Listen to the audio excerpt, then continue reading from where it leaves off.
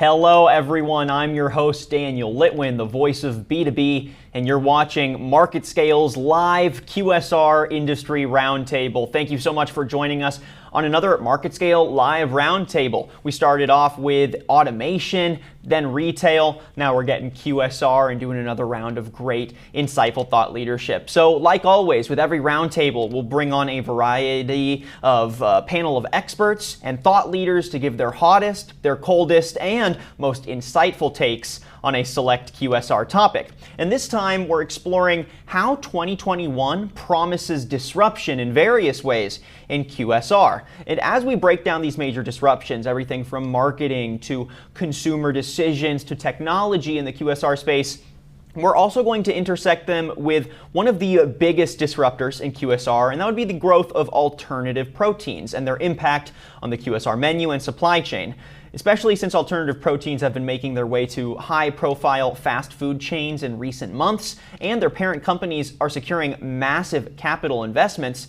Technology changes, science improvements, all of this is making us ask what role are they going to play for QSR moving forward and how do they intersect with other big disruptions. So I'm really excited to welcome all four of our guests today. We've got a panel of incredible thought leaders. Let's go ahead and go down the line. We've got Dan Rowe, a fellow Daniel. He's the founder and CEO of FranSmart.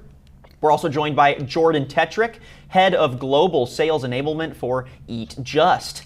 We've got Brian Smetana, strategic account executive with Acrelec, and last but not least, Jeffrey Harris, co-founder and co-CEO of Plant Power Fast Food. Welcome to all four of our guests. We'll hear from them here in 1 second.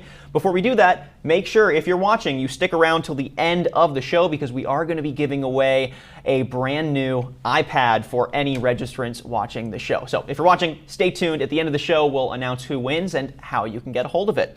So thanks again to our guests, Jeffrey, Brian, Jordan, and Dan. Let's go ahead and get into our conversation, y'all. We've got so much to unpack. I want to start with just a starter question to get the wheels turning and get those opinions flowing, right? What are some of the best and the worst ways that you've seen fast food chains adapt under COVID? Some of the most timely context that we can use to set up where we're at moving forward in 2021. So let's go ahead and go down the line. We'll start with Jeffrey, and then anyone who wants to pick up can go. Well, one of the best things that people have done is basically done a better job kind of implementing direct mobile applications. That's something that we've had success with, but I'm also seeing a lot of fast food giants create a mobile app that's easy for consumers, and it creates another way for them to engage with that business. The other huge way, obviously, is that a lot of major fast food chains that haven't done so before are engaging with third parties more than they have before. So the delivery services like Grubhub, Uber Eats, and Postmates. So generally speaking, I think that a lot of the majors have done a very, very good job and embraced consumers with technology in a way that's kept the business flowing.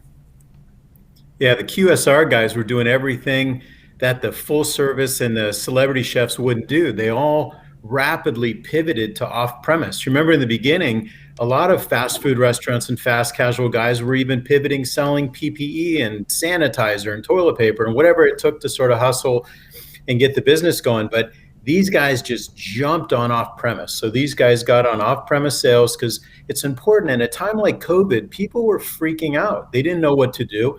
And it was important that you needed to make people feel safe and smart. And you had to feed them where they wanted to be fed, how they wanted to be fed, you know? And so you had to work, whether it was off an app-driven, off-premise, you know, like a order ahead.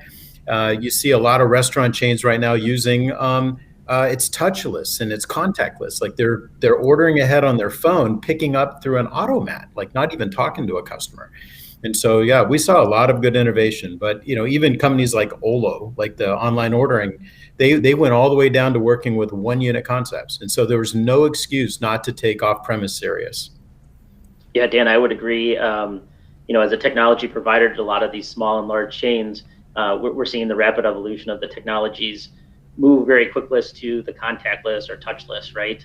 And so you've got the big chains that are doing it, but then I think, you know, we can talk about even the small chains. You know, one of our close friends opened up a restaurant in the business district in Chicago in February 2020. And so what do you do? And so she pivoted very quickly and, you know, saw the pressures in her every day It was amazing the creativity she had.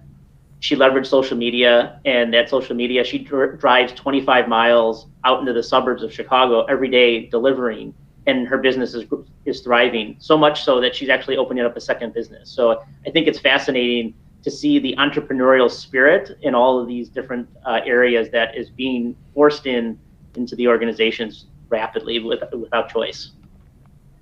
Yeah, I think the QSRs that are doing it right at another level too are ones that are digging down deep into what consumers are really wanting, getting an understanding of these times of a global pandemic. What type of menu items are they looking for? I think first, when everything started to hit, folks are looking for comfort food to make them feel better. But I think as things continue to progress, consumers are really wanting foods that are a bit more wholesome, a bit better for you, that are a bit more health conscious. So I've seen a lot of QSRs dig a bit deeper into who their consumers are, what they're looking for Monday through Friday, not just on an occasion where they're looking to be a bit more of a special occasion. It kind of sounds like at the end of the day, across all four of you, the answer kind of had to do with who could pivot and adapt the best, but also who centered the customer, the end user, the eater in those decisions. And I feel like that is continuing to be a challenge moving forward, especially as we get different kinds of lifestyle trends that influence what the customer wants, as well as COVID pushed everyone online. You got a whole new audience base, as well as an audience that was ordering differently, had to be targeted and reached differently. So just for a quick follow-up, is there anything that you imagine is going to continue to disrupt in that way on the customer side? And if so, what's some advice for how QSRs can respond in a proactive way? Hey, you guys, who would have ever thought about drive up? Remember, there used to be drive-through only, and now you have companies that did a drive up to kind of compete with the drive-through guys. So the technology exists and the customers demand it. So that's just one more good example. We have some of our chains that pivoted to drive up because they were in the middle of a strip center. So they cordoned off a couple of the parking spaces, and they just sort of had an appeal to their customers saying, hey, we're going to do our best we can as a drive-through. We had some of our restaurants up 30% over the year before just because of that hustle. I'd like to comment on what Dan said. I agree 100%. Our strategy as a QSR brand has always been to build either drive-through or drive-up models, but the old drive-up model is different than how it is now. So we were looking at kind of a Sonic burger style model where you drive up, there's a kiosk, there's obviously a contact point, which is a potential contagion point right now. And as Dan said, with the evolution of the mobile app, right, it's not that expensive or challenging to create the drive-up opportunity. So for us, that's allowed us to expand in ways that we may not have been to do so otherwise. I find it interesting too. The other piece is, it's a lot more customer-led, right? So I think the big chains were also driving this themselves. Now you're actually letting customers drive how they want to consume your food, right? So it started with delivery. Now it's, you're starting into the pickup, click and collect, mobile. And so when you look at that, skip the line, all of that is all driven by customers' need for, be able to satisfy their need in a certain amount of time. So I think that's kind of fascinating how quickly, within 12 months, this is all really rapidly evolved. Definitely. All right, y'all, I want to go ahead and intersect alternative proteins into the conversation, mostly because they've been so successful in the last year or so. Just for some context for our listening audience, some research from the Good Food Institute in September of 2020 found that alternative protein companies raised $820 million in 2019, and then they raised a further $1.5 billion in the first 7 months of 2020, which is more than 80% of the 2019 full year investment total. So it seems like there's no signs that investors are going to stop pumping cash into alternative proteins. So I'm curious y'all's thoughts on this. Why are investors pumping so much cash into alternative proteins? And what do you think has made this such a bullish investment opportunity? And honestly, do you agree with the level of hype? Let's hear it. Jordan, maybe let's start with you. Yeah, sounds good. I think investors are seeing that this is where food is going. This is where consumer demand is going. the more and more that you look at the data, the more and more you see that consumers who are consuming plant-based today aren't the niche consumers who just consider themselves vegan. They are meat eaters who decide to involve more plant-based foods into their diet throughout the week. So as more and more consumers consider plant-based, not just for folks who are wearing Birkenstocks and tie-dye shirts in San Francisco, they're seeing it as good, hearty, filling, delicious food. It's really opening up the market, and I think investors are seeing that. They're seeing it not just in the QSR space, they're seeing it in the retail space as well. This is becoming mainstream, and we can point to a lot of examples that show us that. Yeah, it's absolutely pervasive. This is here to stay, but like with a lot of things, I think that there's going to be fallout. To your question, why is there so much money chasing the space? Bankers are salespeople. They sell money. And so, just like, remember food halls, or you remember ghost kitchens? I mean, there's so much money chasing this. We see it from our fund, and there's so much money chasing this. I think you're going to see some fallout, but there's going to be people in this space who make a lot of money. Every one of our brands either has plant-based or is testing plant-based. In the last 2 weeks, I've tried plant-based pork fried rice. I've tried it in a taco. It's absolutely, I think, the next thing. I agree with both Jordan and Dan said, but it's interesting. A lot of the money chasing the plant-based megatrend has been kind of in CPGs, consumer packaged goods, over the last few years. But now we're seeing an interest in looking at plant-based and QSR as well. I think it's worth noting that the fast food industry in 2019 was around $270 billion. That's a big chunk of money. Now consider for the fact that it's now considered that almost 25% of consumers in the US are considered to be flexitarians. So they're not vegetarians, they're not vegans, they're omnivores that are looking for more plant-based choices. That's a massive market opportunity. And of course, it makes sense that capital will chase it. But to Dan's point too, in terms of fallout, there will be a lot of players in the market, and the question will be, as it always is, who can execute and who can deliver. I thought it was funny. I heard Howard Stern go ahead. Sorry. Last week. No, go ahead, Dan. Sorry, I didn't mean to cut you off. No, sorry. I thought it was funny because Howard Stern referenced the plant-based food last week. So. Yeah, it's on everyone's minds, that's for sure. And I think there's good reason for it to be capturing attention. To bring it back to what we were talking about earlier, the customer is really driving where QSRs need to go. So if the customer is one that, like Jeffrey was saying, has embraced being a flexitarian, or like Jordan has said, is looking for a more holistic option with the same convenience of fast food, then I think you're going to see people wanting to invest. Now, on that note, and I want to toss this one to Brian, do you see this heavy investment into alternative proteins intersecting with investments into other disruptive QSR trends, whether that has to do with technology or otherwise?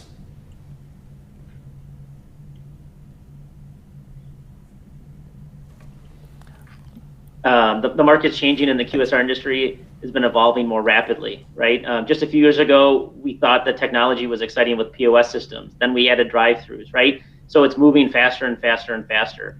Fast forward to today, where you have got digitization and automation. So I think between those two big things, those are going to be the big next game changers. And the reason being is because the stress of labor shortages in the restaurants is creating, and with wage increases, is creating just a very difficult environment for restaurant organizations to run in. And so you add all that together, and I think that's the next thing that they're going to go chase. Love it.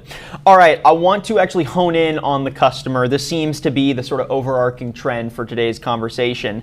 So again, I want to just speak a bit to how the customer is shaping disruption in the QSR space. So if we look at, for example, in retail and hospitality spaces, the customer experience has really become the core focus of the brick and mortar arm of their business. And in retail, this has become incredibly important because because of the transition of COVID to have to go to online and e-commerce, the physical store had to rethink completely what is our purpose, how do we reach customers, and how do we make the investment into rent and rent at scale being worth the cost. But again, if your store doesn't offer enough of a special or personalized experience, from the basics of customer service to innovative tech integrations, they're just going to go online. And if you have an e-commerce presence, great. But if it's not that robust, they might go to a competitor. So I want to get y'all's thoughts here. Do you think that a one-of-a-kind personalized experience for the customer is just as critical in QSR as other brick and mortar spaces? Yes, no, why or why not? Do you see the sort of online and physical space interacting differently? Give us your thoughts. Well, I'll jump in for just a moment, and that is, it's really interesting to see that since March 1st, 2020, that's really been transformed for our company. In other words, there's not as much of a direct customer experience as there used to be, because indoor dining and patio dining has been closed much of this time because of the market disruption. However, there's always a way to interact with the customer. If a mobile app is easy to use, that's a positive experience.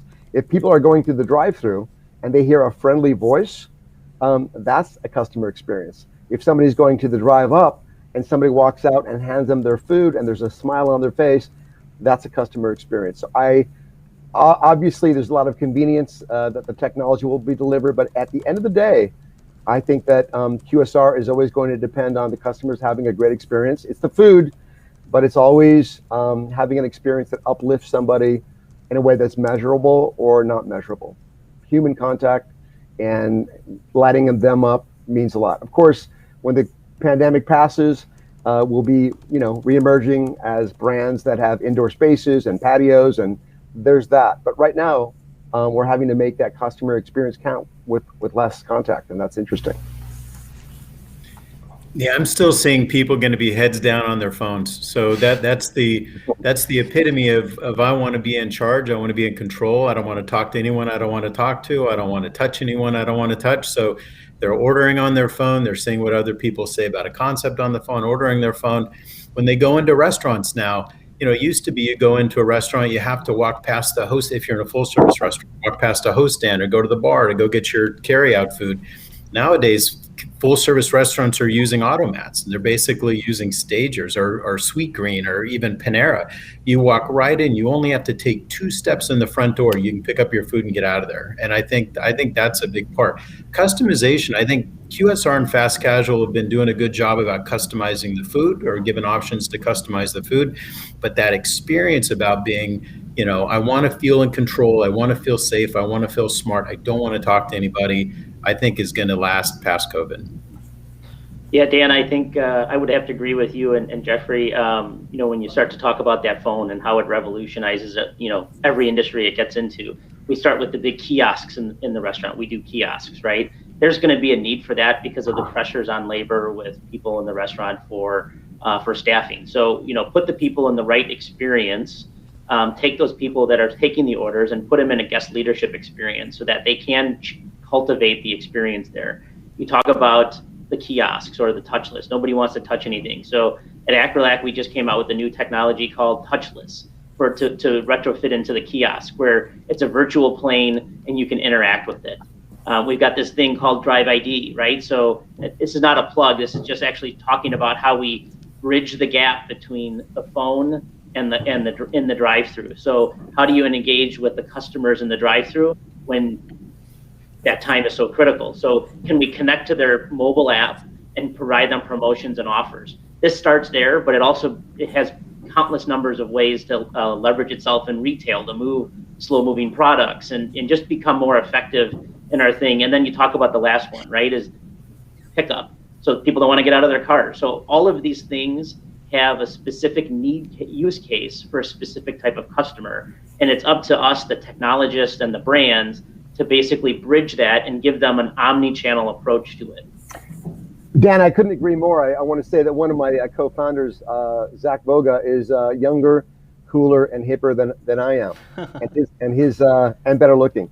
But his perspective as a younger person is like kind of what Dan was talking about. People want to come in, they want to use their mobile apps, they want to use the kiosks. And our approach pre-COVID, when we were really developing the kiosk experience more, is allow the customers to decide. So I am the old guy that wants to walk up to the counter, say hello to somebody, probably talk to them more than they want to talk to me, have a human experience. That's kind of me, But there are a lot of people that would like to walk up to that kiosk. The younger folks are comfortable with it. They can act very quickly on it. And Brian, you mentioned the omni approach, understanding what people's needs are and being able to create different channels for different people. And I think that that's actually brilliant. So I believe in the importance of human contact, but not all of our customers feel the same way. Some of them are just as happy on the mobile app or back in the pre-COVID days with a touch kiosk. But I think that the truth is that there's a lot of diversity in terms of what people are looking for and experience. And if we can economically accommodate everyone, I think that we have the best chance of success. So I'm gonna jump in here. Basically, everyone has given a description, at least, of the customer experience that has, turned out to be positive or exciting for the QSR space. Let's get a little dicey now. Is there anything that the customer is wanting out of their QSR experience that has been difficult for the QSR experience to adapt to, or has posed more challenges than the QSR industry had expected? And how is that influencing some business decisions by these companies? Any thoughts there? Well, I think no piece of technology works as advertised. And so you're getting all of these concepts that are racing and running to buy certain solutions, and they don't exactly work like they're supposed to right out of the gate. They don't interface with the other programs. And so, it's been clunky. Like I just know from some of our brands, and then anecdotally with other chains, it's been bumpy trying to get really super smooth technology. And customers right now have the experience of going to someone like a Chipotle or a Panera who have big organizations and big IT and a lot more sort of seamless interaction. And then they go and compare that or contrast that with the 10-unit concept who's still sort of figuring it out, bumping along. And it's tough. It's tough. It is definitely something that's it's rough, but you have to do it. There's no option. You're going to get lapped if you don't do it. Yeah, Dan, I would agree. I think the challenge that most organizations have is they're looking for best in class, and so they're going to have to cobble together in most areas best in class, right? And the integration that it costs and the maintenance to do all of that. One of the things that I was excited when I joined our company, we started with behind the scenes an integrated solution, and I think what you're going to see in the future is people are going to start to look for those integrated solutions. They're going to start to consolidate on suppliers that provide the unique seamless integration, minimal footprint in terms of administration, because all of it costs labor. And so while there's the cost to buy the product, nobody's looking at the total cost of owning that product over time and maintaining it. The second piece of that is really around what are customers looking for, and it's the hardest thing to deliver, is basically QSC, quality, service, cleanliness, right? And so the cleanliness is going to be the key, and the rest of it, it's the industry, it's the fabric of who they are. And so if people can, I think what they've done is get back to the basics with this. It's let people reset, trim down the menus, and really focus on delivering best in class service, quality, and cleanliness. Yeah, I could say I'm certainly not the expert here in terms of running it efficiently. I'm certainly the expert when it comes to the consumer side, though. And big hesitation for me, and I can even say for my wife, is the pickup, the takeout is not taken away from the quality of the food and the experience. I think more and more that QSRs get into this, more and more than they find solutions on how to do it efficiently, how to do it economically, they got to make sure that they're still delivering a really high quality product, a high quality experience to their consumers, just as if we were coming in to sit down and have lunch or dinner.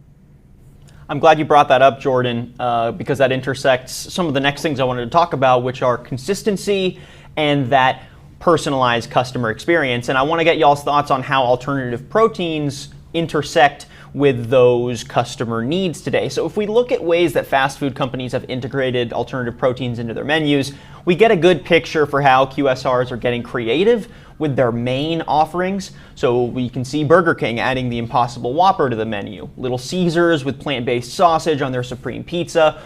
In German markets, McDonald's launched their big vegan TS burger. We've got Dunkin' Donuts with a plant-based sausage patty, Del Taco adding Beyond Meat to its tacos and burritos. It's pretty endless, right? They're getting absolutely very creative with how to integrate it into main offerings. But what I'm more curious about is how much, to all of y'all's points, how much should chains factor in menu familiarity and consistency into the customer experience? And is that something customers are looking for? They want to know exactly what they're going to get. They don't want it mixed up? Or are they used to disruption at this point? Would they like to be surprised with something new? And are they happy with, the Whopper now not being the Whopper they're used to? What are y'all's thoughts? Jordan, maybe we'll start with you here, actually, if you don't mind. I was gonna say, I know Jeff can probably speak to this better than I can, but I know from myself, from talking to customers, talking to friends and family, that when they're going out to fast food, to QSRs, and they're looking to eat plant-based, they are not looking to fundamentally change what they're ordering. They're looking for that burger that they're used to. They're looking for the breakfast sandwich that they grew up eating. They're not going to these places looking for a new experience and a new take on food that just happens to be plant-based. Folks are looking for a really delicious experience that is just like what they ate when they were growing up, yet it happens to be plant-based. It happens to be better for their health, better for the environment. So I think more and more that QSRs stick to the things that folks are used to, the burgers, the breakfast sandwiches, the better we're going to be at getting more and more folks to go in the trend of plant-based. Well, Jordan, you're right. You answered it perfectly. So there's really nothing more I need to say, but I will. No, he's 100% correct. So it's funny, as a restaurant operator, I am personally, as a consumer, somewhat change averse. I want to know what's happening, what's on the menu, how's it going to taste. And of course, we're always making changes and updating our menu, which is 100% plant-based. But absolutely, these majors going after the plant-based trend is absolutely essential for them if they're going to survive. More and more of the market will be going towards plant-based.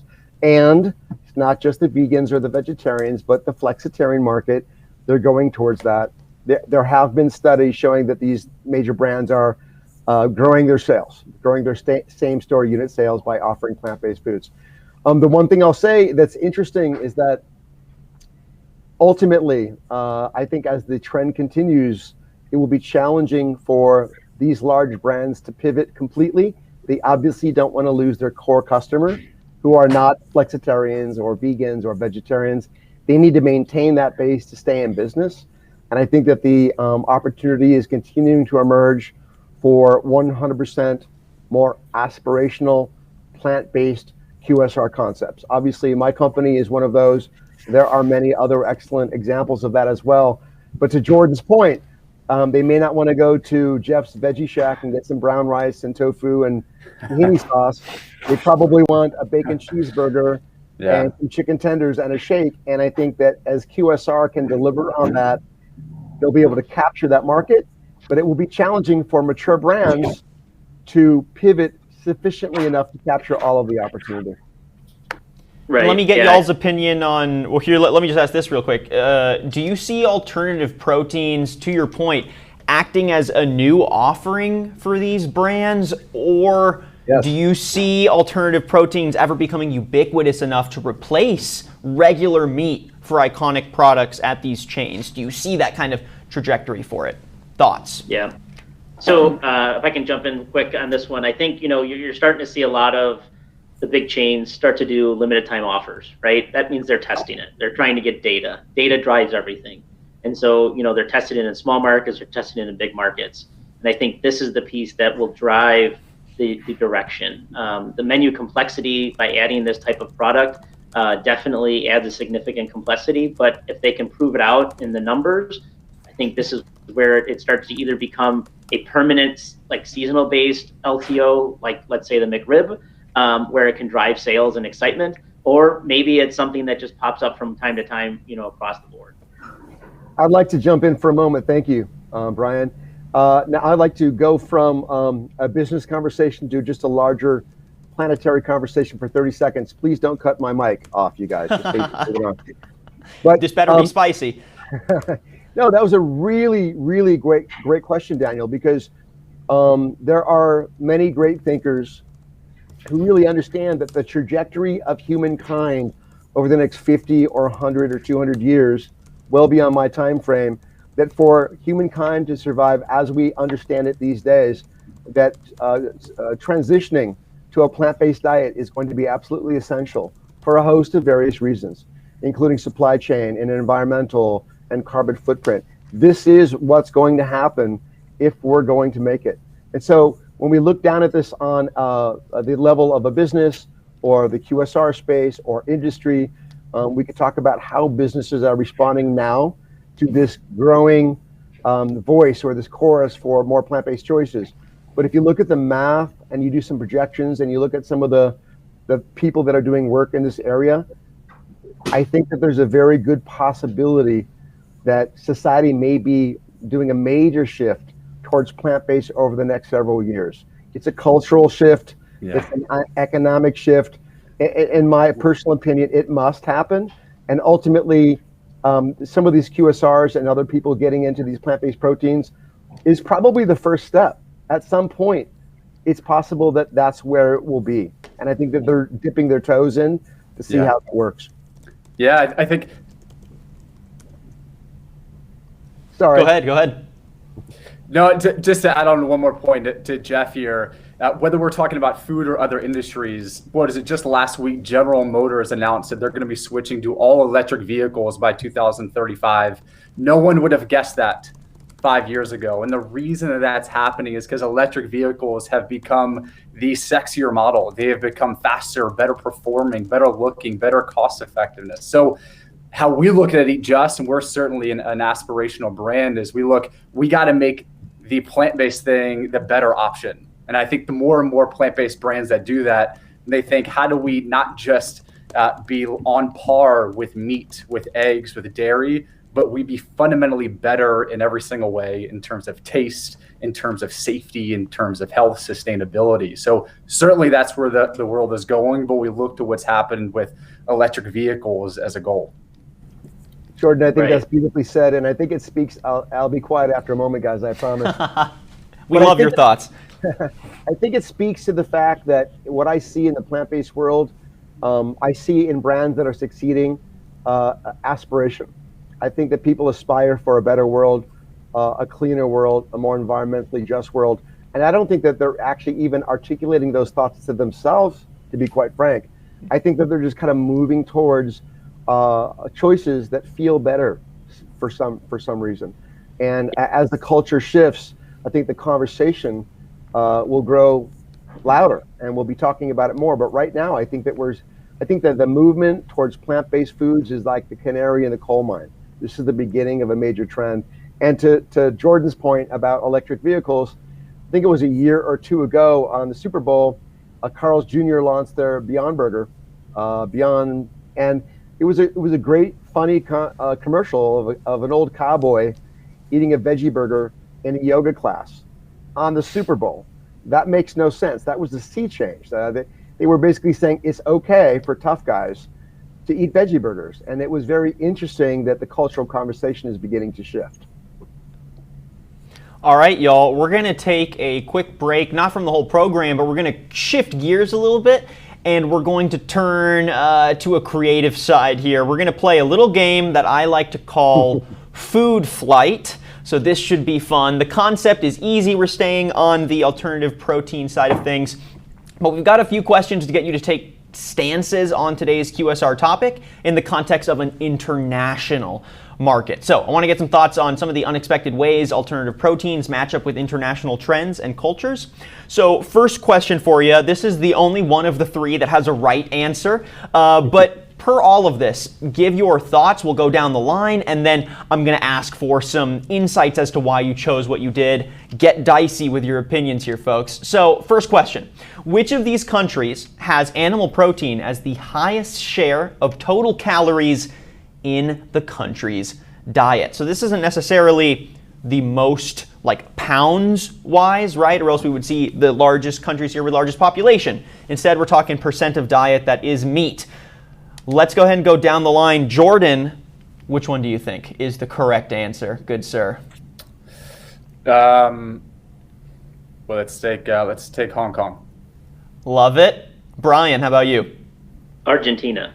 Ooh, okay. Dan. Argentine. Okay, Jeffrey. Argentine. Okay. Everyone is wrong. Apparently, at least according to our source for these stats, it's the Maldives. They have nearly 13% of their diet based around animal protein. However, Jordan, you were close to right. Hong Kong is in second with just shy of 11.5%, and Argentina was also in the top 3. But Jordan, you guessed Hong Kong, which is in the top 2 here. What about the Hong Kong market do you think makes them such large meat eaters, and how does that play into our broader conversation today? Yeah, I think the reason I chose, and at least what we've seen over in Asia, is meat is such a part of culture. Of course, it's a big part of our culture here in North America, but potentially even more so over there. I think it has ingrained into the minds that it involves health, it involves status, and not a ton of alternatives over there as of yet to help bridge that gap. So that's what led my guess for Hong Kong. That's where it came from. Love it. Jordan made us all look bad, I'm just saying. So for some of those smaller markets, y'all, do you think the strategy is different in trying to bring alternative proteins to, the Maldives versus to Brazil or the United States, or, areas where the QSR is more built into day-to-day culture? What are your thoughts? I'd like to jump in and say that if you look at the U.S., I mean, what we've been doing, the thing that started was, veggie dogs and veggie hamburgers. Years ago, I became a vegetarian in 1974. I know that ages me, and a vegan maybe 20 years later. And back in the beginning, there was vegan hot dogs and vegan hamburgers, because this is the U.S. of A, damn it. But I think that there's a lot of plant-based manufacturers that are actually looking at these other markets and creating plant-based pork. There are some really amazing contenders in the plant-based fish market. So I think that my theory is that as manufacturers address the needs of these consumers in other areas culturally to see what it is that they're looking for, they may not be looking for hot dogs and hamburgers like we are here. As these manufacturers produce analogs, vegetable analogs, then I believe that we may begin to see more and more of the plant-based megatrend grow in those areas as well. Yeah, the marketer in me wants to go after the biggest possible market of people that are already interested in this, right? So we're growing the biggest, fastest growing Middle Eastern brand in the world, and we're also growing the fastest Indian restaurant chain in the world. It's 1.5 billion Indians, and we have plant-based proteins. And it's just, to me, that's the play. That's sort of the wind in your sails approach to it. Going after the Maldives, it's not for me, thanks. All right, to that point on large markets, in no particular order, I'm going to list out the 4 countries that are the top meat consumers on the globe. This is in pounds, and this is 2018, so this might have shifted a little bit, but it's research from the OECD. Obviously, this has to do with population size, so there's no right answer here. Really, I'm looking for your take of these 4, which do you think has the most opportunity for a fully integrated alternative protein menu in QSR? So we've got Argentina, Australia, the US, and Israel. So you can go ahead and give me your thoughts on those 4, or if you have a different suggestion that you don't see on there, challenge me, throw me under the bus a little bit. Let's start with Jeffrey. Of those 4, what do you think? Israel. So I know that there's a huge plant-based megatrend happening in Israel, and I'm hearing all about it. Everybody's asking us to get out there, so that's my guess. Love it. Dan, which one would you say has the biggest opportunity? The U.S. It's the biggest market, and they're already eating healthy and plant-based foods. So you've already got people that are, people are already doing it here. It's easier. Yeah. Brian, thoughts? I would say the U.S. as well. Jordan. Yeah. U.S. I mean, look at what Jeff's doing. Easy enough. Look what others are doing. It's working. Consumers are coming in that direction. They're coming fast. I think we're just at its infancy, and it's going to continue to build. So then what is it about the U.S. culture or market that has made it latch on to alternative proteins so hard? Is there anything particular that we don't see in any of those international markets? I think that there's something that has been culturally happening over the years here, and I can speak to it authoritatively as being almost an old hippie. In other words, there was a huge cultural shift that happened here in the 60s and 70s, an interest in Eastern spirituality and yoga and the environment. So I think that there's something that happened here in the U.S. culturally some years ago that's continuing to emerge. And I believe I think that the seeds that were planted for that began back then. The interesting to add on top of that, Jeff, is it's gone from like the yoga, need to be holistic and all that, to how do I become the top performing athlete? Yes. And the more and more that we see the best athletes in the world tell their followers that they are plant-based, that it wasn't this high calorie, high meat diet that got them in the best shape of their life. It is plants. I mean, look at the Super Bowl. Look at what's happening in the NBA. Look at what's happening with the world's strongest men. These folks are plant-based, and the more that Americans see that it's not the traditional, brown rice and chicken diet that's going to get you in the best shape of your life. It's plant-based, and the best athletes in the world are showing that that's possible. I think it's helping to push where we are today in the market. I think it's getting past, I want to do something because I'm trying to detox, or I'm trying to, do something that's a bit better holistically. I just want to be the healthiest possible self I can be. I think you're right. Don't forget also the influence of social media influencers, right? Yeah. So you get a really good looking Instagram influencer who's eating, showing herself off eating really unctuous looking food at By Chloe or something like that, or they're eating, or could even be eating the vegan sausage sandwich at Dunkin' or whatever. That has major impact. Those people have huge reach, and people respond like that to them. Yeah, no question. You can see it spreading, the thought of plant-based actually equaling deliciousness, actually equaling filling good food. As Jeff was alluding to, it used to be that plant-based meant I'm still hungry after eating it. I just ate carrots and broccoli. But today, if I talk to my friends, if I talk to my family who have come over our house for a plant-based meal, they're stuffed. They don't believe that it was completely plant-based. I think the more and more folks see that from the QSRs that they visit, from the Instagram followers that they look to, the more this is going to build here in the U.S. All right, last game question for y'all, then we'll get to another topic. And there's no right answer on this one either, but I'm trying to shake it up a little bit. So when we talk about alternative proteins, we're often looking at it from a perspective of Western diets, which have been dominated, by a set number of pretty domesticated farm animals. We've got beef, chicken, pork. We also got veal and turkey in there, but it's pretty generic, right? Across the world, though, many cultures value different meats, and that means different opportunities for honing in what that alternative protein could do in those regions. So I've listed a few and their associated region, and what I want to get your thoughts on is, and there's some ones here that are going to be a little unexpected, but in each of your opinions, which is most likely to get an alternative protein option and why? And really, I'm just curious your thoughts on how this is going to intersect with some more regional, local cultures. So here are some different meats that we might not see at a QSR restaurant in the US. We've got guinea pig in Peru. They're eating guinea pig in Peru. We've got camels in Somalia, Egypt, Saudi Arabia, iguanas in Mexico and Central America, and, if you didn't know, maggots as well in China and parts of Africa. Don't knock it until you try it. That's what I always like to say.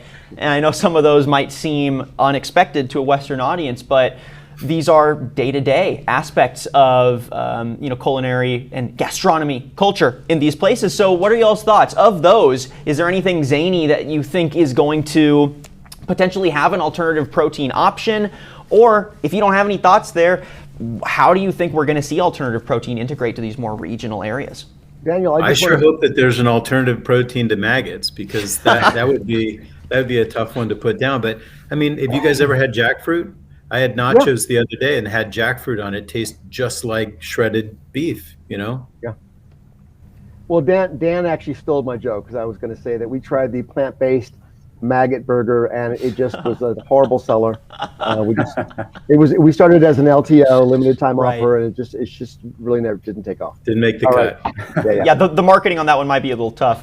Yeah. Jordan, I'm curious your thoughts here, because Eat Just isn't doing just, pun intended, the burgers and the patties, right? You've got the just egg options, and you're already trying to break into some various different kinds of alternative proteins. So have you given any thought to more, regional dietary flavors and styles, or how you break into something that may not be quite as all-encompassing as a beef patty? Yeah.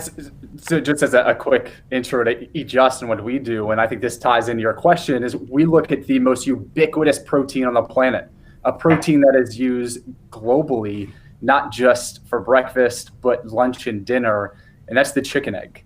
And you can talk about beef, you could talk about pork and other things like that, but chicken egg is a fundamental protein, no matter if you're in San Francisco or Shanghai. So our big focus right now is getting the chicken egg to be a plant egg in center of plate across the world. So we're very focused on serving more eggs from plants than eggs from chickens. By the way, I don't know if this is the place for showing my fanness, but man, I love that. I love the Just Egg stuff. It's unbelievable. Thanks, incredible. Thanks, Jeff. Having been a vegan for many years, like that really rocks. I'm also aware of plant-based manufacturers that are working that want to go to the Middle East, and that are working on plant-based analogs for lamb and all that kind of stuff. There's a lot of that stuff going on. Obviously, China and Asia, plant-based pork. So there's a lot of people that are seeing these markets and developing along those lines. Love it, y'all. Well, I'm curious to see how we continue to push into new spaces with alternative proteins. I want to shift the conversation now. We're going to focus a little more on cutting-edge technologies in QSR and their disruptions. So I want to start just generally here. We've talked about this a little bit, but how are you seeing technologies making the in-store experience more seamless for the customer? And not just in the front of house, like we might see with a kiosk, though I am curious y'all's thoughts on that, but also back of house, any technologies in inventory management or in supply chain that are making the experience more engaging for the customer, even if they don't interact with it or see it quite as much. Thoughts? I think of automats.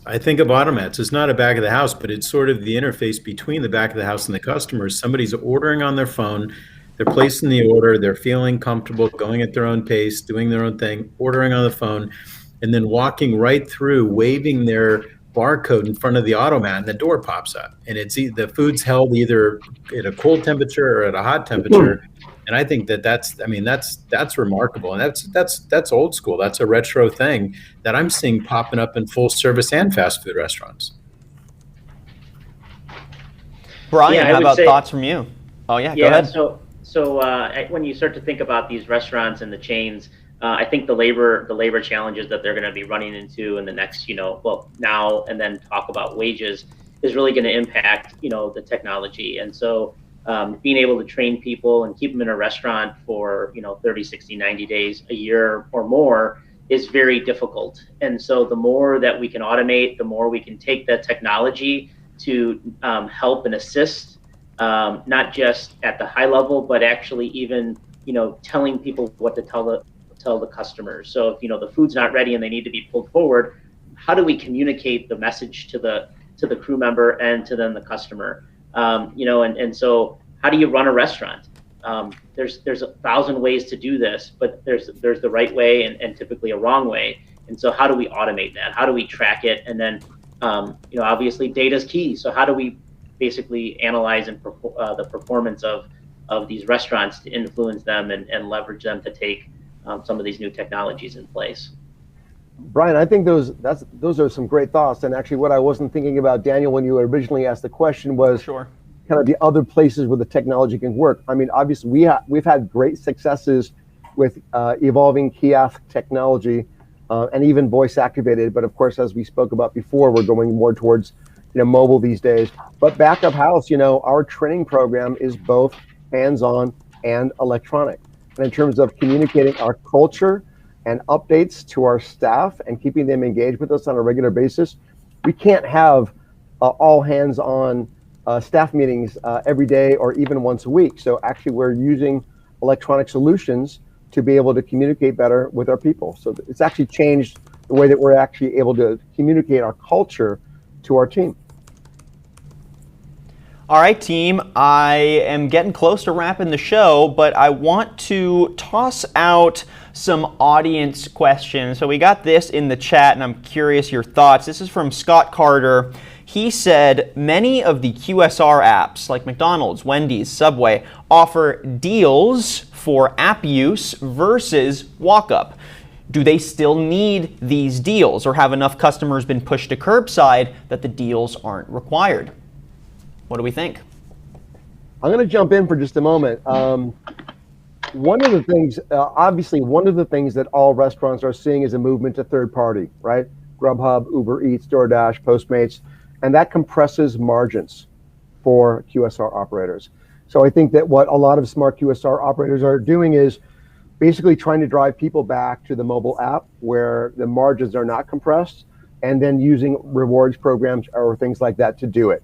So there may not be as much pressure to get people to walk up and offer a rewards program at the counter, but if you could take business that might be going to third party where your margins are compressed and you move them to a direct experience through your own electronic app, I think that that's probably a good move. Yeah, Jeffrey, I think I would agree with you. I think the other piece of it is who owns the customer, right? Who owns that experience? And so when you start to talk about this omni-channel approach, we need to look at, does the brand own them? Does these 3PLs own them? Who is the customer expect to deliver the quality? And then when you have the brands own them, you maintain the margin. You also maintain the control of what 3PL you want to use. And so if you can get a better discount, or you decide to insource it, you're driving them to within your ecosystem. Data, knowledge is power. Data is more powerful than anything nowadays. And so, to be able to have that stream of data feeding, one of the other pieces is dynamic offers. So you start to do this dynamic offering, and then you throw on AI on top of it. This ecosystem that we're building out as an organization now is powered by the customers that we feed it. And so I think when you start to think about it holistically, that's the real key, is being able to keep them in your ecosystem. Beautifully said, Brian. Change offering discounts is really offensive and defensive for them. I mean, they're trying to get market share, and even if they have slightly lower earnings or financials because of the discount, they can say, yeah, but we got more customers, more direct customers away from the third parties or whatever. I'm still of the sense that restaurants should be raising their prices right now. You've got a third of restaurants that have closed and another 20% of them that are limping right now. And, restaurants, I still see Five Guys sales. I see all of our sales.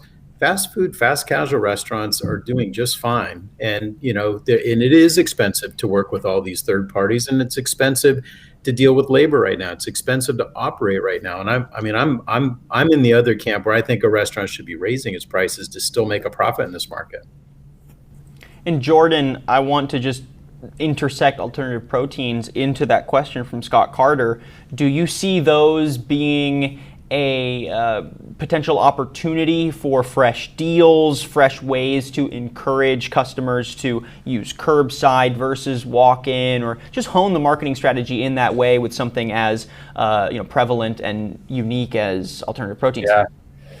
Yeah. I mean, we alluded to this at the beginning, but folks are seeing that the plant-based consumer are new consumers that are walking through the door. A lot of them haven't been to these establishments before, and they're new. They're incremental sales. And what a lot of QSRs are seeing is that they're actually willing to pay a bit of a premium for those plant-based foods as well. So I think there's a huge opportunity to put more plant-based on your menu, look at the day parts, make sure that you're serving these consumers, because you're going to get more people coming through your doors. Not only are they going to be buying those plant-based offerings, but they're going to be buying the high margin stuff like coffee and other things you got going on, and which obviously is going to help your bottom line. So I think there's a lot of benefits here to expanding the plant-based menu. All right, y'all. I think that does it for this live roundtable. So sad. We had so many other things I wanted to touch on with y'all, but you've got great insight, so we're going to have to wrap. Thank you to our 4 guests. I'm going to go down the line again. We were speaking with Dan Rowe, founder and CEO of FranSmart, Jordan Tetrick, head of global sales enablement with Eat Just, Brian Smetana, strategic account executive with Acrelec, and Jeffrey Harris, co-founder and co-CEO of Plant Power Fast Food. Thank you to all 4 of you for your thoughts today. It's really been a pleasure. Love hearing all the different perspectives on QSR disruptions. Yes, thank you. And right before we wrap, I do got to shout out our iPad winner. We have one. It is, drum roll, Kelly Okerson. Kelly Okerson, if you're still watching, you just won an iPad. Congratulations. So, woo! Watch for an email from MarketScale. We'll be sending you some information on basically just getting your shipping info, right? So watch for an email from us, and then you'll get yourself a nice new iPad. So thanks again to Dan, Jordan, Brian, and Jeffrey. Appreciate all your insights. And thank you to everyone for watching this MarketScale Live QSR Roundtable. We'll be back next week with a different industry and different topic. Till then, I'm your host, Daniel Litwin, the voice of B2B. We'll catch you next time.